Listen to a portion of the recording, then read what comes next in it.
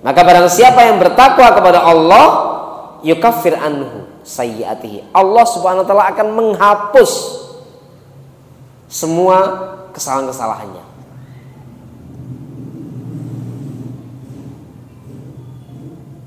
Bertakwa kepada Allah Subhanahu wa taala termasuk sebab utama untuk menghapus kesalahan, sebagaimana ia menjadi sebab mendapatkan pahala yang besar dan masuk surga. Imam At-Tabari rahimahullah berkata bahwa maksud firman Allah yang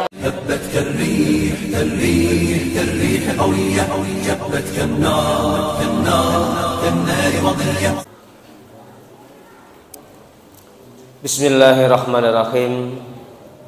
Assalamualaikum warahmatullahi wabarakatuh. Alhamdulillah, nahmaduhu wa nasta'inuhu wa nastaghfiruh, wa na'udzu billahi min syururi anfusina wa min sayyiati a'malina. May yahdihillahu fala mudilla lahu wa may yudlilhu fala hadiyalah. Asyhadu an la ilaha illallah wahdahu la syarika lah, wa asyhadu anna Muhammadan abduhu wa rasuluhu la nabiyya wa la rasula ba'dah. Allahumma shalli wa sallim ala Muhammad wa ala alihi wa ashabihi wa man tabi'ahum bi ihsanin ila yaumiddin. Usikum wa iyaya nafsi bi taqwallah faqad fazal muttaqun. Wala tamutunna illa wa antum muslimun. Sidang jamaah salat maghrib dan pengajian rahimakumullah.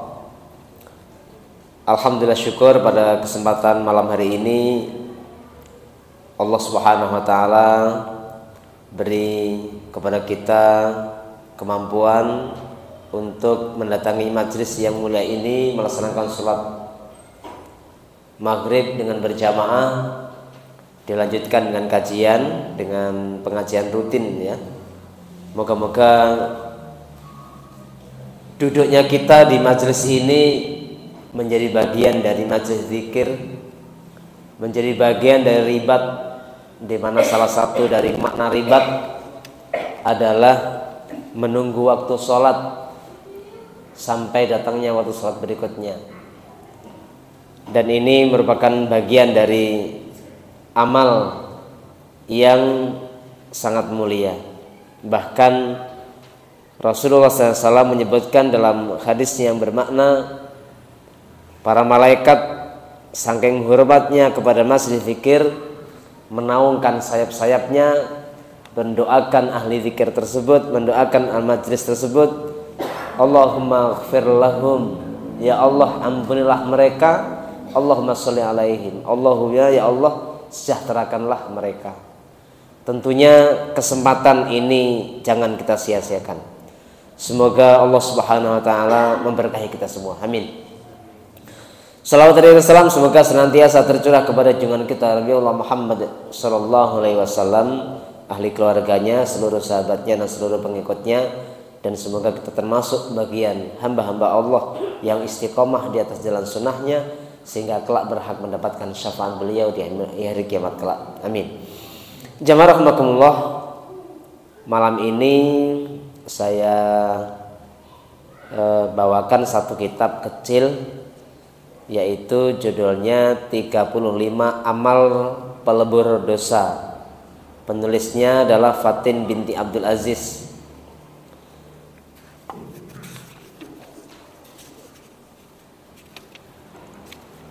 Judul aslinya adalah Khamsatun wa Thalathuna Sababan li Ghufranid Dzunub fi Daw'il Kitab was Sunnah.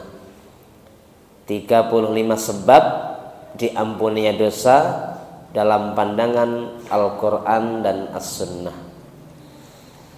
Saudara rahimakumullah, ada beberapa amalan yang mungkin di dalam risalah yang lain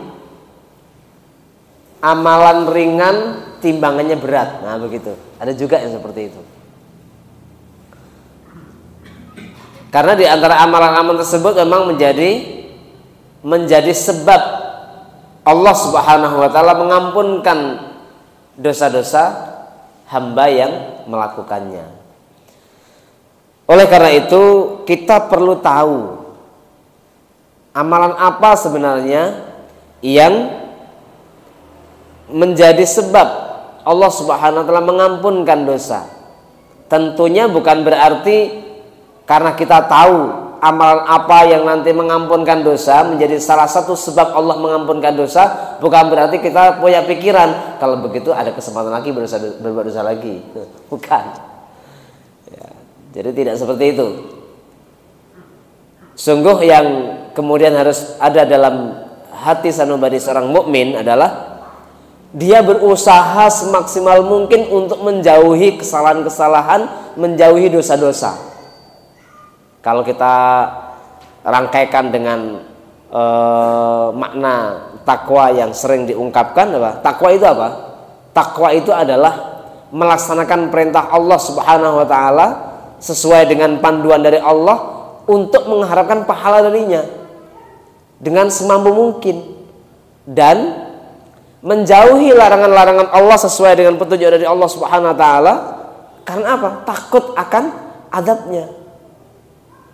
Itulah kemudian makna takwa yang disodorkan oleh para sahabat.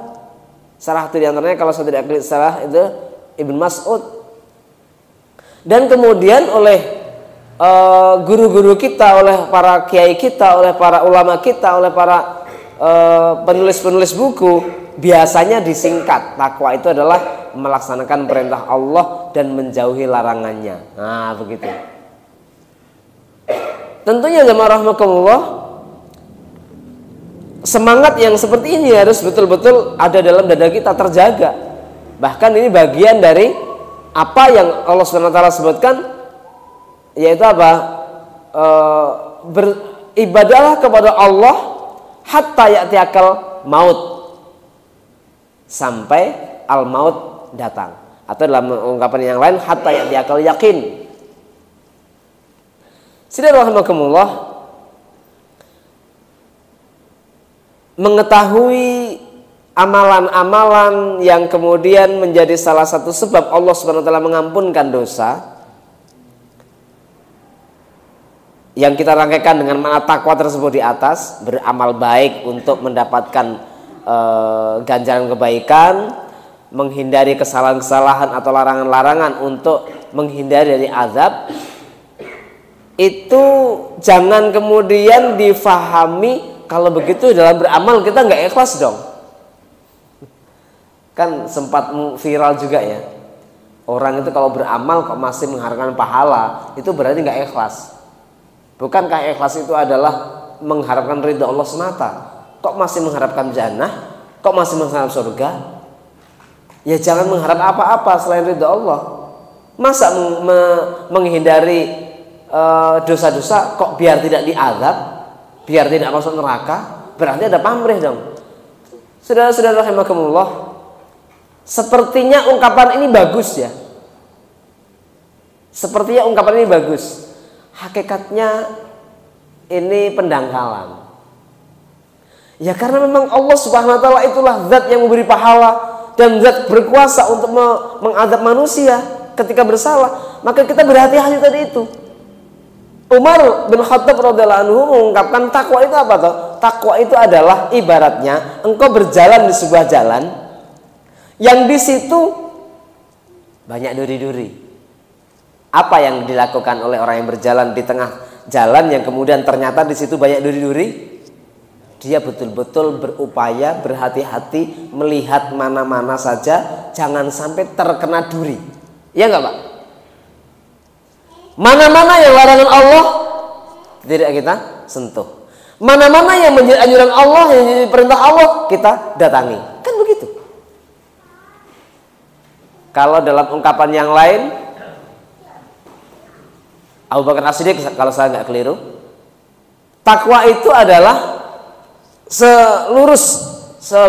sejajar dengan apa itu iman. Yaitu apa? Qul amantu billah tsumma istaqim. Katakan aku beriman kepada Allah, kemudian istiqomahlah. Oleh karena itu jamaah rahimakumullah, sekali lagi mari betul-betul juga kita fahami bahwasanya kita beramal kepada Allah Subhanahu wa taala itu adalah betul-betul mengharapkan ridhonya.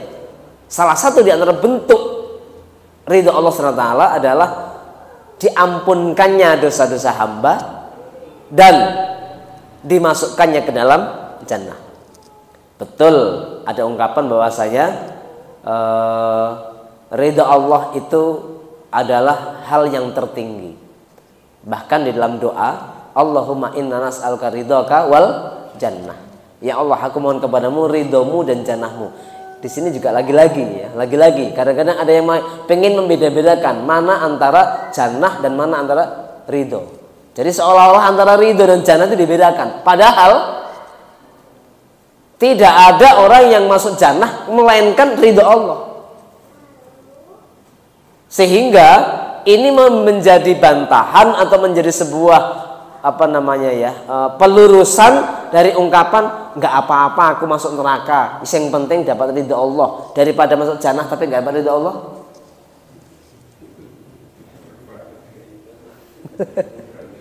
Iya. Tidak apa-apa aku masuk neraka, yang penting dapat ridho Allah, daripada masuk jannah tapi nggak dapat ridho Allah. Allah Akbar. Ini ungkapan yang keliru. Ampunan dari Allah Subhanahu wa taala itu adalah bagian dari ridha Allah Subhanahu wa taala. Dan sungguh kesuksesan yang sebenar-benarnya itu adalah ketika seseorang dihindarkan dari jilatan api neraka dan dimasukkan ke dalam jannah. Faulaika humul faizun. Mereka itulah orang-orang yang sukses. Faiz. Orang-orang yang faiz, orang-orang yang sukses. Jamaah rahimakumullah, kiranya itu sedikit pengantar lah ya. Maaf, agak memakan waktu berapa menit ini ya. Baik, kita masuk saja beberapa amalan yang menjadi pelebur dosa. Yang pertama yang disebutkan dalam buku ini, tulisan oleh Fatin binti Abdul Aziz. Jadi penulisnya seorang perempuan ya. Subhanallah, moga-moga Allah SWT memberkahinya, kita mendapatkan istifadahnya. Masuk Islam. Wah, ini pertama kali kok sudah seperti ini. Jadi seolah-olah menafikan yang lain. Sekali lagi, ini dalam pandangan Islam. Biar gak kena pasal, Pak. Biar gak kena pasal. Ini dalam pandangan Islam. Masuk Islam.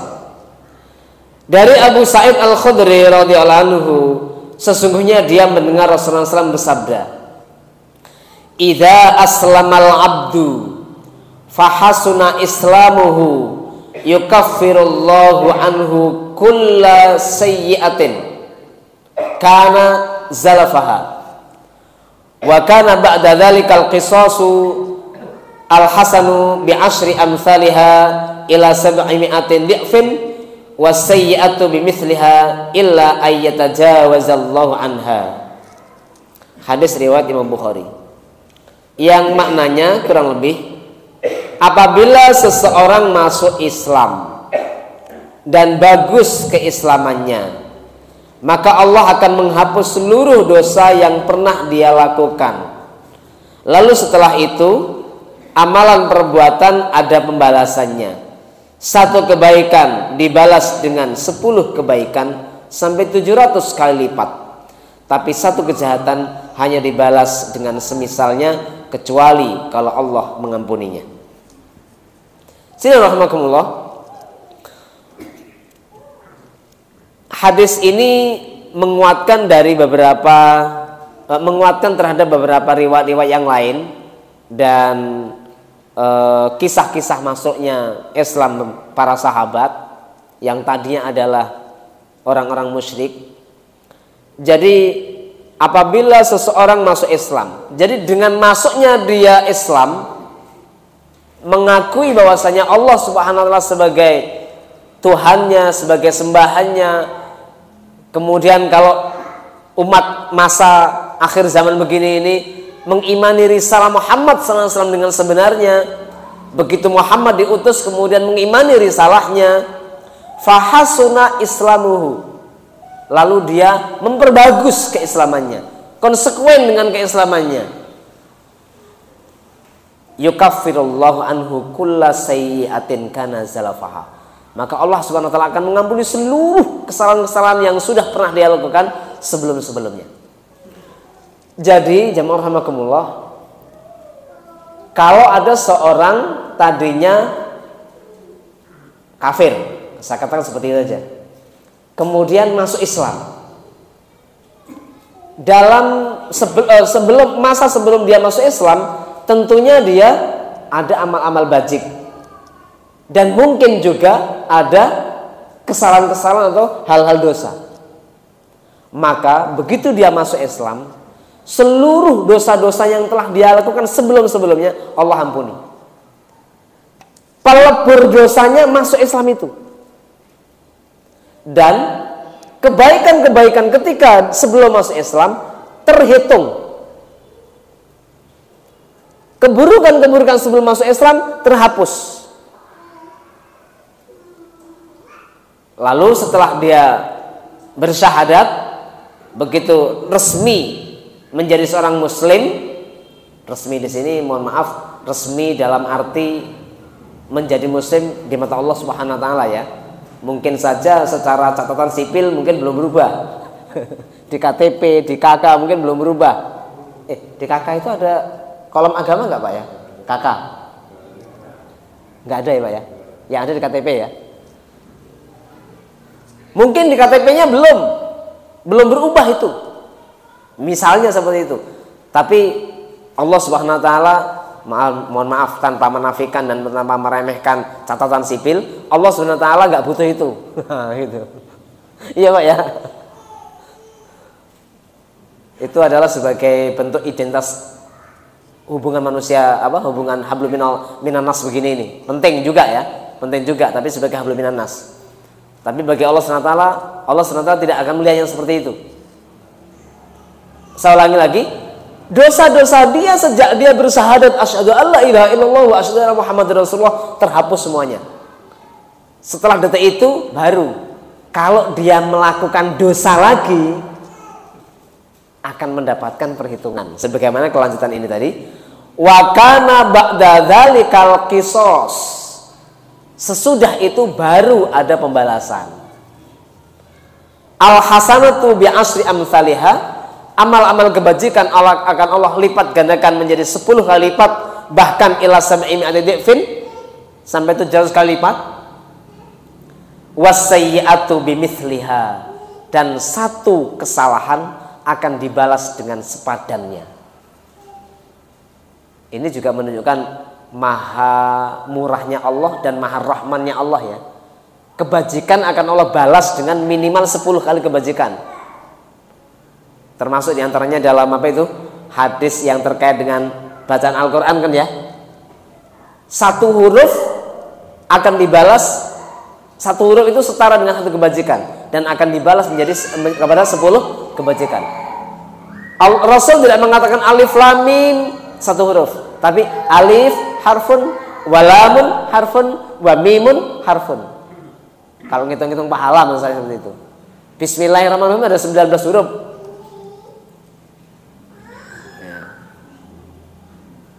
Akan dilipat gandakan menjadi 10 kebajikan. Baik.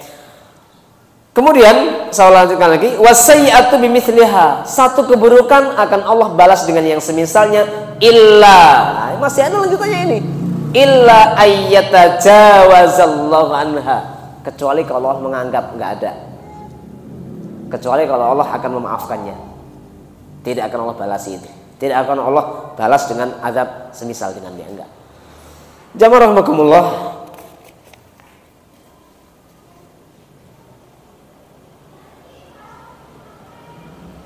Ada satu riwayat yang lain cukup panjang, tapi ini saya bacakan terjemahannya saja karena di sini juga hanya diambil terjemahannya aja.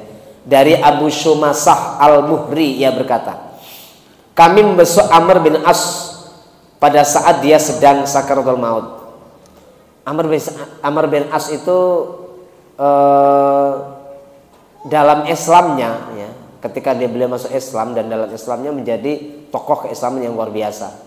Bahkan beliau termasuk gubernur di Mesir ya. Tiba-tiba dia menangis dan memalingkan wajahnya ke dinding. Lalu anaknya berkata, wahai bapakku, bukankah Rasulullah SAW telah menjanjikan engkau begini dan begini?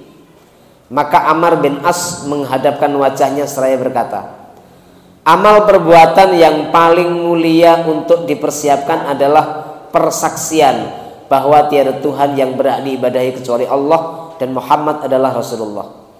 Sesungguhnya aku mengalami 3 masa kehidupan. Ammar bin As di dalam riwayat ini bercerita sendiri, beliau mengalami 3 fase kehidupan. Dulu tidak ada seorang pun yang tidak paling aku benci melebihi Rasulullah SAW ketika belum masuk Islam. Tidak ada yang mampu membuatku senang kecuali bisa membunuh beliau. Seandainya aku mati pada saat itu, pasti aku menjadi penghuni neraka. Lalu tatkala Islam merasuk dalam hatiku, aku datang kepada beliau, lalu aku berkata, ulurkan tangan kananmu untuk aku baiat. Rasulullah SAW mengulurkan tangan kanan beliau dan aku pegang erat-erat tangan beliau. Rasulullah SAW berkata, wahai Ammar, ada apa denganmu?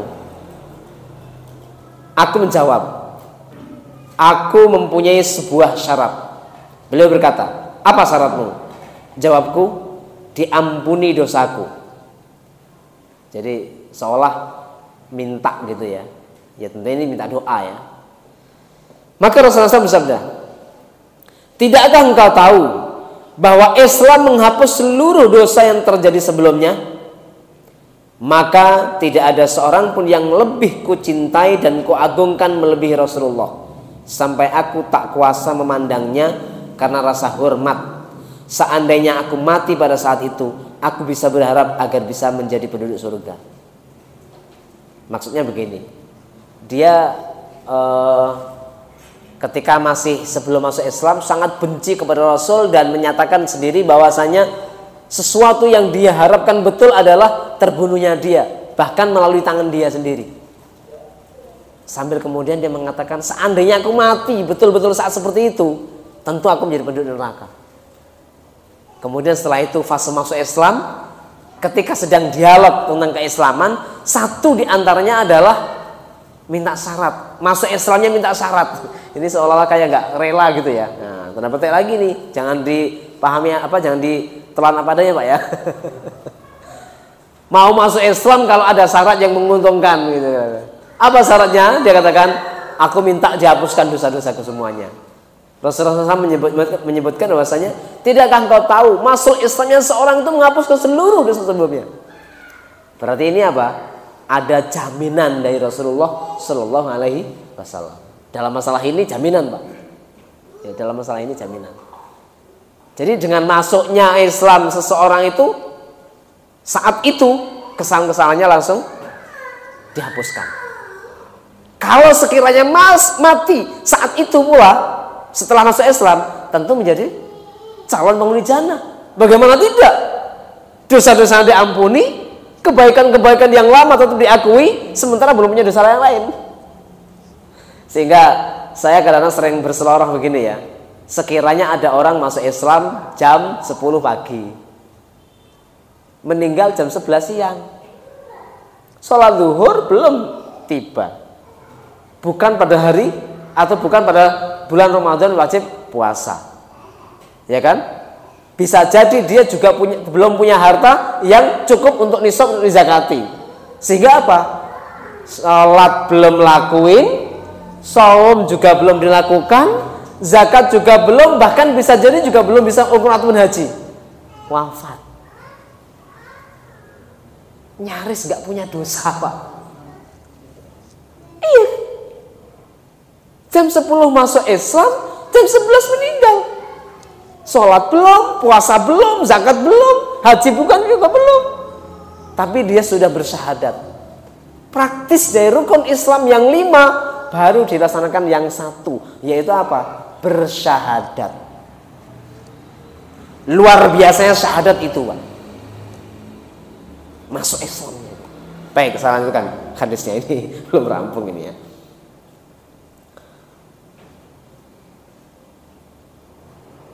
Namun setelah itu kita lewati banyak peristiwa. Nah, ini fase ketiganya. Aku tidak tahu bagaimana posisiku pada saat itu. Maka kalau aku mati, jangan ada yang meratapiku dan jangan menyalakan api. Lalu apabila kalian menguburku, taburkanlah tanah di atas tubuhku, kemudian berdiamlah di sekitar kuburku selama waktu cukup menyembelih unta untuk membagikan dagingnya, sehingga aku bisa tenang dengan kalian dan akan aku lihat bagaimana menjawab pertanyaan utusan Tuhanku. Hadis riwayat Muslim. Jadi 3 fase kehidupan yang diceritakan oleh Amr bin As pada dirinya sendiri itu adalah: pertama, fase ketika masih syirik, masih musyrik, masih kafir. Fase begitu masuk Islam. Setelah itu fase setelah Islam dan kemudian melewati banyak peristiwa. Dan satu hal yang mungkin kalau kita di dalam lintasan sejarah itu memang ada satu peristiwa yang sangat sangat ya kita tidak bisa berkomentar banyak ya, karena itu terjadi di antara para sahabat ketika peristiwa tahkim, ya Pak ya, di mana Ali bin Abi Thalib mengutus, subhanallah, siapa? Subhanallah, saya lupa saya. Jadi Ali bin Abi Thalib di satu sisi atau satu kelompok, kemudian ada Muawiyah di kelompok yang lain, di mana jubirnya Muawiyah itu adalah Amr bin As, dan Amr bin As itu adalah Abu Musa al-Asy'ari ya. Amr bin As itu adalah seorang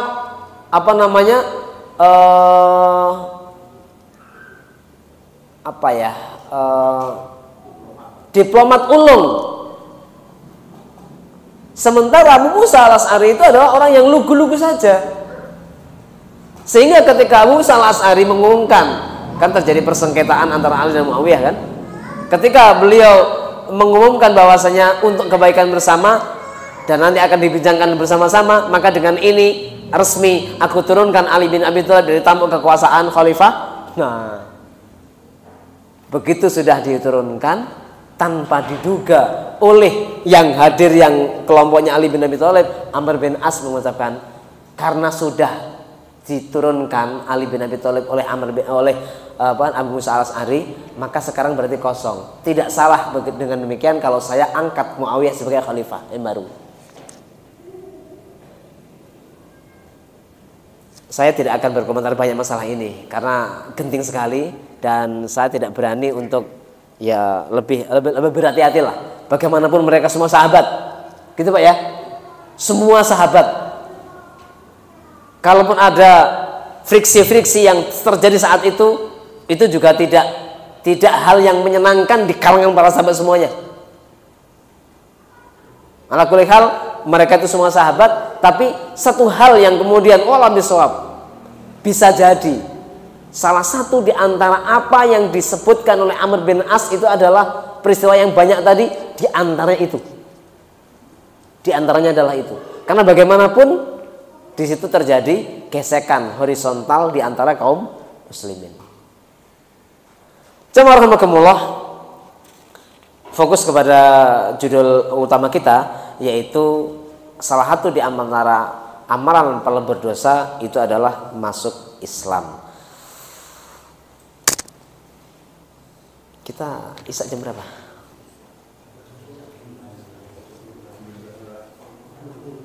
Ya. Masih ada waktu Pak ya?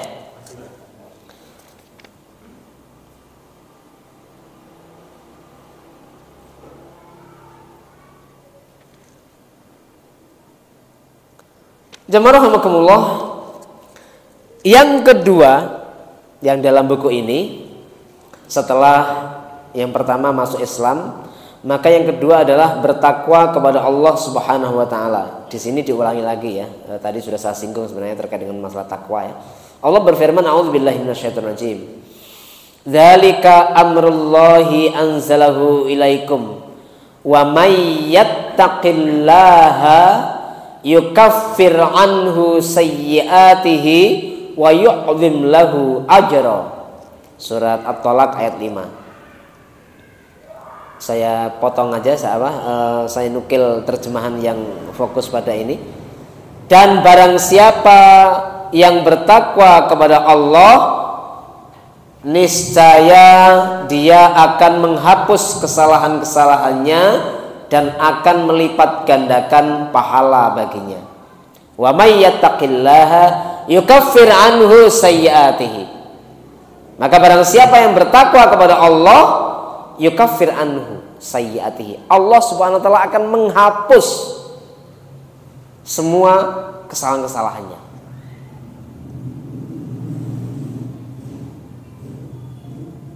Bertakwa kepada Allah Subhanahu wa taala termasuk sebab utama untuk menghapus kesalahan, sebagaimana ia menjadi sebab mendapatkan pahala yang besar dan masuk surga. Imam At-Tabari rahimahullah berkata bahwa maksud firman Allah yang artinya dan barang siapa bertakwa kepada Allah niscaya dia akan menghapus kesalahan-kesalahannya adalah barang siapa yang takut dan bertakwa kepadanya dengan meninggalkan kemaksiatan dan menjalankan kewajiban, niscaya Allah akan menghapus dosa dan kesalahannya. Sedangkan maksud firman Allah dan Allah akan melipat gandakan pahala baginya, yaitu dia akan melipat gandakan pahala atas amal dan takwanya. Dan ini konsekuensinya adalah memasukkan ke dalam surga abadi di dalamnya. Ini surat At-Tolak ayat yang kelima.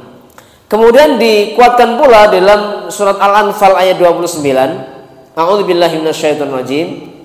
Ya ayyuhalladzina amanu in tattaqullaha yaj'al lakum furqana wa yukaffir ankum sayyi'atikum wa yaghfir lakum wallahu dzul fadlil adzim. Wahai orang-orang yang beriman, jika kamu bertakwa kepada Allah, niscaya Dia akan memberikan kepadamu furqan. Bapak-bapak rahimakumullah, Bapak Ibu rahimakumullah. Mahwal furqan? Apakah furqan itu? Furqan adalah petunjuk dari Allah Subhanahu wa taala untuk mampu membedakan mana yang hak dan mana yang batil.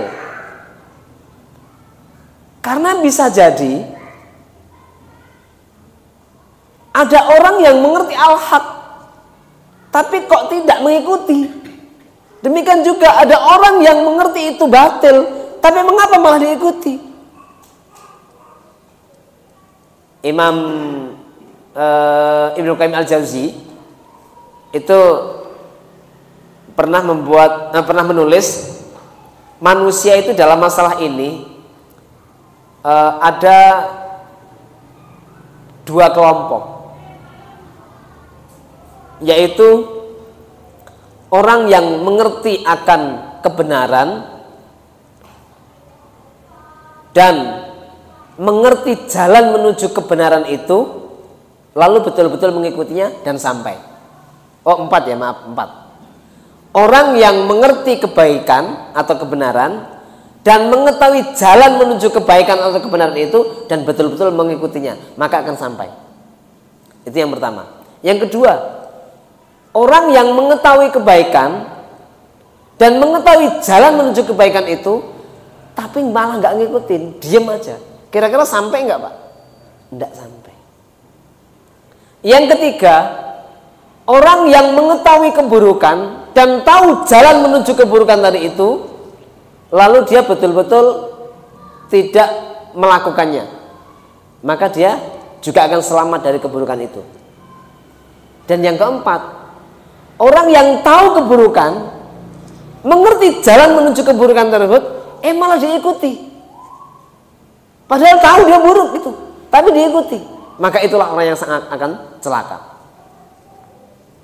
Oleh karena itu,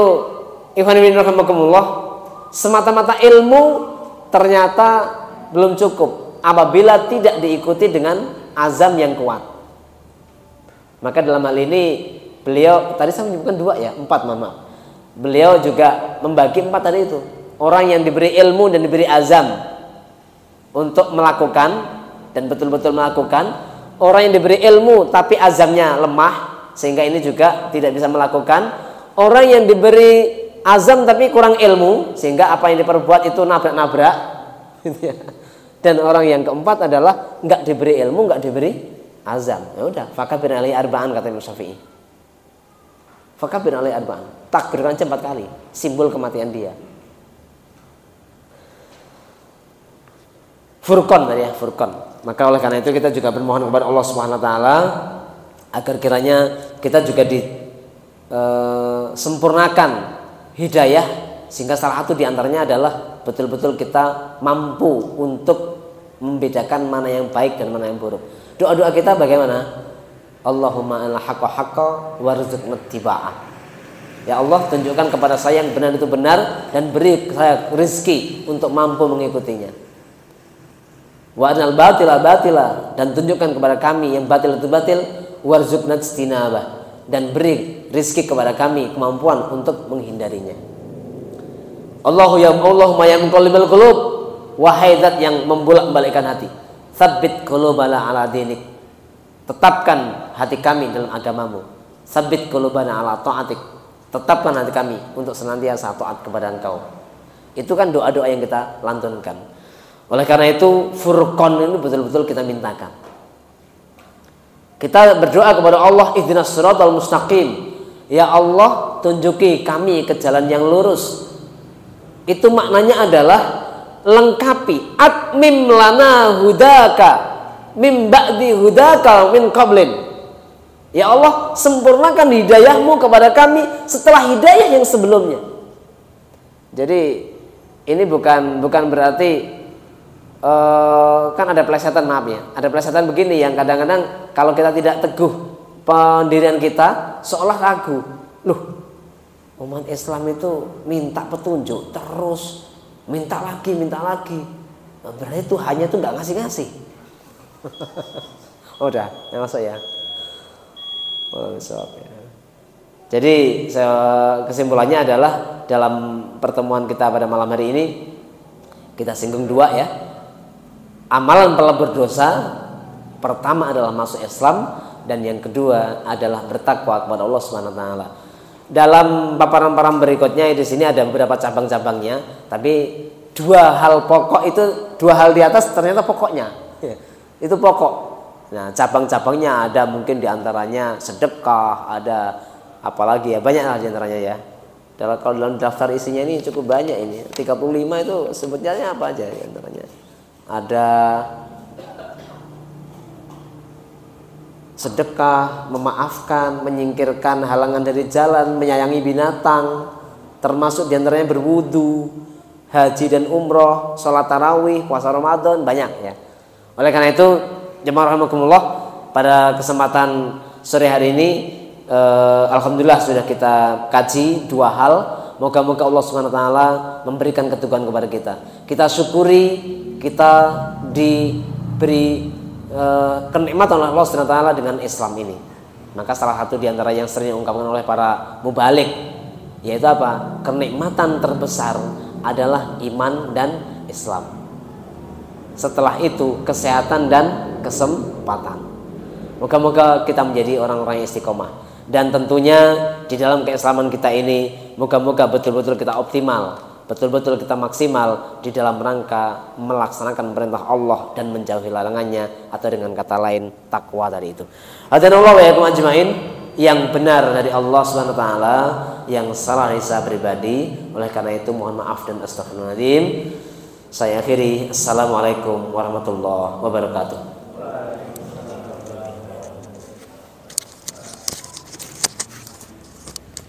هبت كالريح قوية، هبت كالنار مضية.